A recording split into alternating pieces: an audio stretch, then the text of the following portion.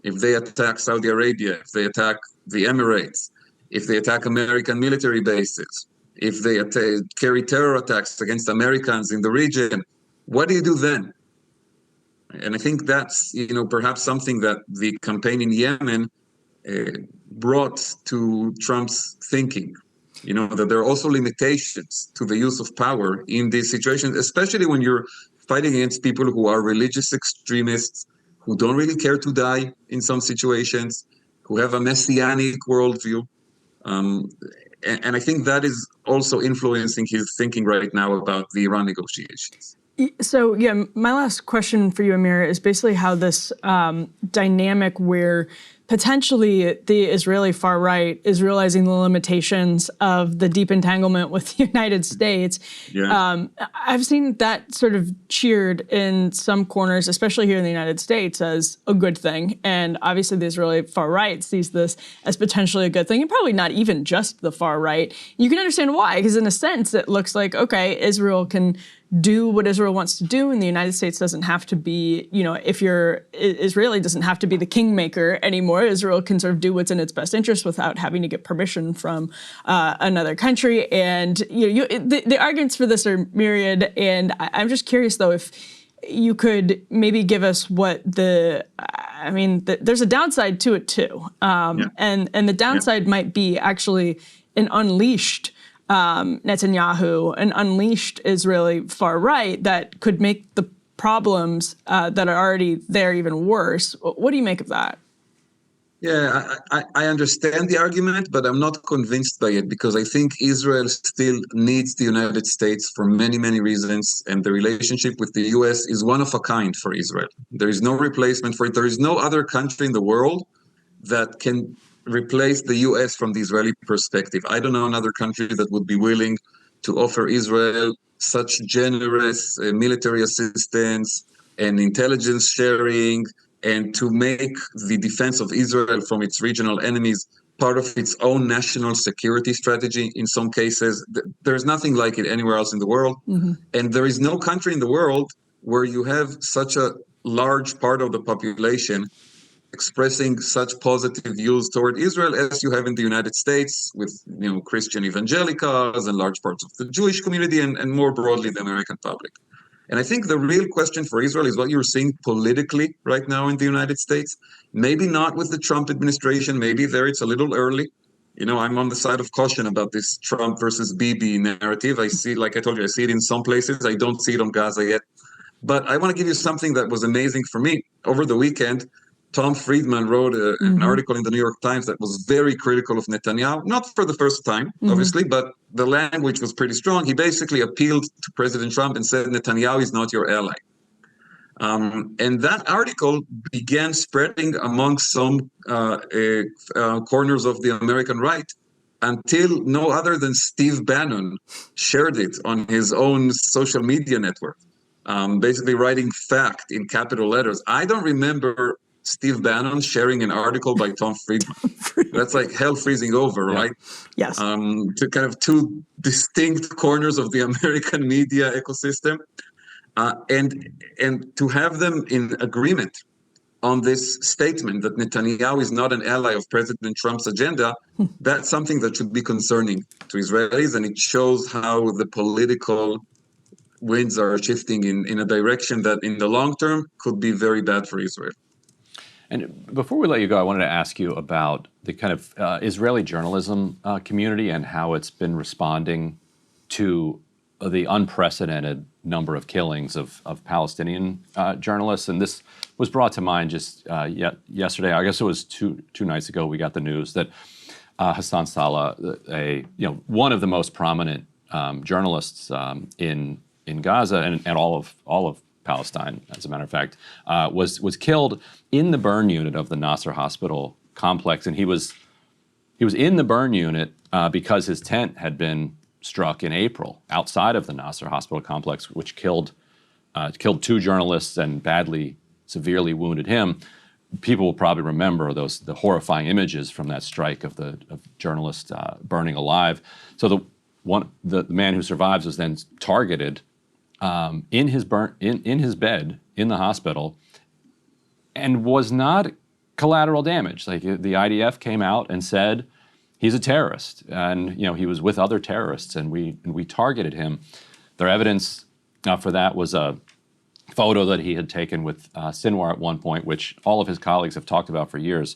This was many years ago, and Sinwar had been kind of underground for a while, but out of public view, and came to a public event, and he saw Hassan there, and Hassan being one of the most famous journalists in Palestine. I think the picture that he gives him a kiss or something. He gives him a kiss, and Hassan told a lot of his friends he was deeply unhappy about that. But as you know, you've been around, public officials who. I think, Ryan, that specifically in this case, and I'm not passing judgment, but I do want to bring the Israeli perspective on this.